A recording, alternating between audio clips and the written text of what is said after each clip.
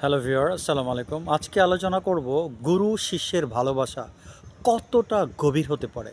এই বিষয়ে সঙ্গে আছে আমি প্রভাষক ইফতেখার আহমেদ রতন। একদা একজন প্রখ্যাত কামিল পীর সাহেব ছিলেন। তো আপনারা জানেন যে অনেক মুরিদ কিন্তু পীর সাহেবের খেদমতে তাদের জীবনের অনেক সময় কাটিয়ে দেন। তো ওই রকম একজন মুরিদ ছিলেন যিনি তার পীর সাহেবকে অত্যন্ত ভালোবাসতেন।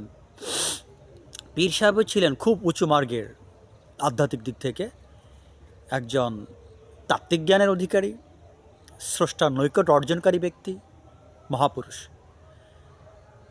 অনেক সাধনা করেছেন, সাধনার মধ্যে দিয়ে মহান আল্লাহ তাআলা নৈকট্য অর্জন করতে সমর্থ হয়েছিলেন। তারই খেদমতে ছিলেন তার এক শিষ্য বা মুরিদ, যিনি ওই পীর সাহেবকে অত্যন্ত ভালোবাসতেন, সমী করতেন।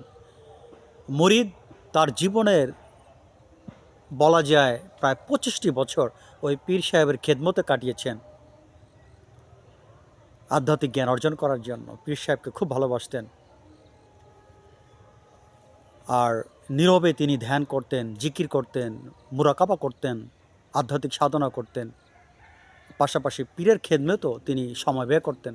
পীর সাহেবের নির্দেশিত পন্থায় তিনি জীবনযাপন করতেন, পীর সাহেবের পরামর্শে তিনি জীবনযাপন করতেন, আর পীর সাহেব থেকে তিনি আধ্যাত্মিক জ্ঞান অর্জন করতেন।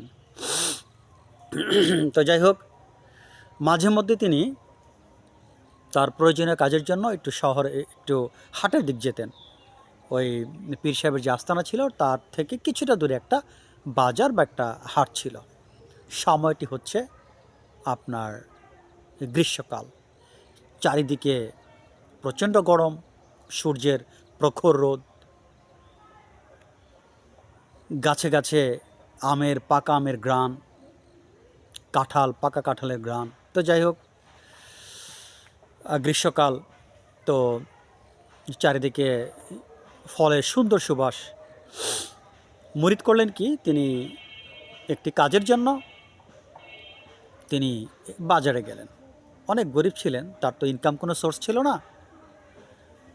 ওই ভক্তরা পীর সাহেবকে যা খাবার টাবার দিতেন সেখান থেকে কিছু খেয়ে সে জীবনযাপন করতো। অনেকে দেখা যায় পীর সাহেবকে কিছু নজরানা দিতেন, খাবার নিয়ে আসতেন, সেখান থেকে সে এগুলো খেয়ে ওখানেই সে সময় কাটাতো পীর সাহেবের খেদমতে। তার আলাদা কোনো ইনকাম সোর্স ছিল না। তো একদা সে বাজারে আসছিল একটি কাজের জন্য। বাজারে ঢুকতেই দেখে কি, একজন লোক একটি ঝুড়িতে করে 4টি আম এনেছেন, একদম গাছ পাকা আম, ঘ্রাণ তার নাকে আসছে। আমটি খুব সুন্দর দেখতে, লাল টকটকে আম এবং পাকা, গাছ পাকা। তখনকার সময় মানুষ গাছ পাকা আম, গাছ পাকা কাঁঠাল এগুলো তারা বাজারে নিয়ে আসতেন বিক্রি করার জন্য। একেবারে নির্ভেজাল, খুবই ভালো জিনিস। তো মুরিদ চিন্তা করছেন, এই 4টি আম দেখতে কি সুন্দর, একদম গাছ পাকা। এই 4টি আম যদি আমি আমার পীর সাহেবের জন্য নিয়ে যেতে পারতাম, সে যদি খেত, আজকে আমার মনটা ভরে যেত, আমি কত খুশি হতাম। আমার পীর সাহেব উনি খেয়ে খুশি হতেন, তাতে আমি অনেক খুশি হতাম, কিন্তু আমার তো টাকা নেই। উনি এভাবে তাকিয়ে আছেন আমের দিকে। তো আমওয়ালা বললেন, কি বাবা, তুমি কি আম নিবে? তো মুরিদ বললেন, না বাবা, আমার কাছে টাকা নেই, আমি জাস্ট আমগুলো দেখলাম। ও ঠিক আছে, সমস্যা নেই। মুরিদের তো আসলে দুঃখটা যাচ্ছে না। এই সুন্দর আমগুলো আমি আমার পীর সাহেবকে কখনো কিছু খাওয়াতে পারিনি, আজকে যদি আমি আমগুলো নিতে পারতাম। যাই হোক, সে নিজেকে সান্ত্বনা দেওয়ার জন্য কি করলেন, সামনে একটা গাছ ছিল, ওই গাছের নিচে বসে ধ্যান করলেন। মনে মনে ভাবলেন, আমি আমগুলো কিনেছি, আমগুলো সুন্দর করে আমি ছুলে, হ্যাঁ, উপরের খোসাটা ছাড়িয়ে আমি একটি প্লেটে রেখে আমি আমার পীর সাহেবকে দিয়েছি খাবারের জন্য। পীর সাহেব আমগুলো খাচ্ছেন আর রস বেয়ে বেয়ে পড়ছে। এরকম একটা ধ্যান করলেন। ধ্যান করলে জাস্ট নিজেকে একটু সান্ত্বনা দিলেন যে আমার তো সামর্থ্যটা নেই, আমি আমগুলো কিনবো, আমি গরিব মানুষ, কোথায় পাবো। হ্যাঁ, এইভাবে ধ্যান করে নিজেকে একটু সান্ত্বনা দিলেন। যাই হোক, তিনি বাজারে যে কাজের জন্য আসছিলেন, কাজ সেরে আবার তিনি পীর সাহেবের দরবারে রওনা হলেন। তো পীর সাহেবের দরবারে পৌঁছালে পরে পীর সাহেব তাকে দেখে বলছেন, আচ্ছা বাবা বলো তো, আমি বুঝতে পারছি না যে কে আমার জন্য এত সুন্দর 4টা আম দিয়ে গেল একটা প্লেটে। আমি তো বুঝতে পারছি না কে কখন আসলো, কখন বা আমগুলো দিয়ে গেল। কিন্তু তুমি যখন বাজারে গেলে এই সময় তো আমার কাছে কেউ আসেনি, আমি তো একাই ছিলাম। কিন্তু হঠাৎ আমি তাকিয়ে দেখি আমার এই পাশে আমগুলো কে যেন দিয়ে গেল। আমি বুঝতে পারছি না, আমি তো কাউকে দেখলাম না এর মধ্যে কেউ আসছে। তুমি বাজারে গেলে, বাজার থেকে আসলে, এর মধ্যে তো কেউ আসেনি, কিন্তু আমগুলো কিভাবে আসলো? মুড়ির আমের দিক তাকিয়ে দেখে ওই সেই 4টি আম, যেই 4টি আম সে বাজারে দেখেছিল আম বিক্রেতার কাছে, একদম হুবহু সেই আম। মুরিদ তো বিষয়টি বুঝে ফেলেছেন যে মহান আল্লাহ তাআলা আমার নিয়তকে কবুল করে নিয়েছেন। চোখ থেকে পানি পড়া শুরু হয়ে গেল।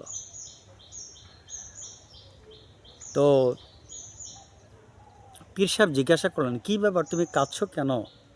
তখন মুরিদ বললেন, আমি কাঁদছি এজন্যই, যেই ভক্ত আপনাকে আম দিয়েছে সেই ভক্ত কতই না সৌভাগ্য,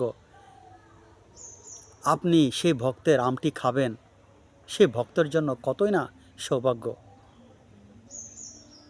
কিন্তু মুরিদ তার এই ঘটনাটি কিন্তু শেয়ার করেনি, কেননা ভালোবাসা শেয়ার না করে উনি এটা অন্তরে রেখেছেন, ভালোবাসাটা যেন আরও জাগ্রত হয়, বিরহটা যেন আরও বাড়তে থাকে, প্রকাশ করলে তো হালকা হয়ে যায়। তার পীরের প্রতি তার যে ভালোবাসা তিনি হৃদয়ে রেখেছেন, প্রকাশ করেননি, এটা ভিতরে থাক, এটা আরও বড় হবে, এই ভেবে তিনি কিন্তু পীর সাহেবকে বিষয়টি বলেননি। তিনি বুঝতে পেরেছেন যে আমি মহান আল্লাহ তাআলার কাছে নিয়ত করেছিলাম, আল্লাহ পাক আমার সেই নিয়তটি কবুল করেছেন। আমি সহি নিয়ত করেছিলাম আমার পীর সাহেব যে দামগুলো খেতে পারতেন। যাই হোক, পরবর্তীতে মুরিদ নিজ হাতে আমের খোসা ছাড়িয়ে পীর সাহেবকে খেতে দেন। পীর সাহেব মন ভরে 2টি আম খেয়ে ফেলেন। ঠিক তার হাত থেকে পাকা আমের রস বেয়ে বেয়ে পড়ছিল, যেমনটি তিনি ওই ধ্যান অবস্থায় দেখেছিলেন। পীর সাহেব বললেন, বাবা 2টি আম তুই খেয়ে নে, আমি আর পারছি না। বাকি 2টি আম মুরিদ খেয়ে নিলেন। তো প্রিয় ভিউয়ার, সহি নিয়ত থাকলে মহান আল্লাহ তাআলা কবুল করে নেন। এজন্য আমাদের সবাইকে সহি নিয়তের উপর কাজ করতে হবে। নিয়তটা যেন সহি থাকে, নিয়তটার মধ্যে যেন কোনো স্বার্থ না থাকে। নিয়তটা অবশ্যই মহান আল্লাহ তাআলাকে খুশি করার জন্য। পীর সাহেবকে খুশি করা মানে মহান আল্লাহ তাআলাকে খুশি করা, কারণ তারা তো কামের লোক, তারা আমাদের শিক্ষক, তারা আমাদের আধ্যাত্মিক গুরু, যারা আমাদের আধ্যাত্মিক পথে চলার দিক নির্দেশনা দান করে থাকেন। ছোট পরিসরে আজকের ভিডিও এখানে শেষ করতে চাচ্ছি। সবাই ভালো থাকেন। আল্লাহ হাফেজ।